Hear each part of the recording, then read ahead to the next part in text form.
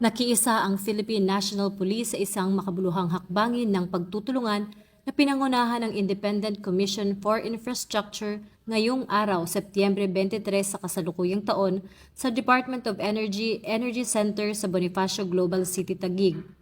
Layunin ng pagtitipong ito na palakasin ang ugnayan ng mga institusyon para tiyakin ang transparency at accountability sa mga proyektong pang-imprastruktura ng pamahalaan sa buong bansa. Kabilang sa mga katuwang ng ICI sa inisyatibong ito ang Integrated Bar of the Philippines at iba pang organisasyon mula sa gobyerno at pribadong sektor. Pinangunahan ni Acting Chief PNP Police Lieutenant General Jose Melencio C. Nartates Jr. ang delegasyon ng PNP sa nasabing aktibidad. Kaniyang ipinahayag ang buong suporta ng PNP sa advokasya ng ICI laban sa katiwalian, partikular sa mga programang may kinalaman sa flood control.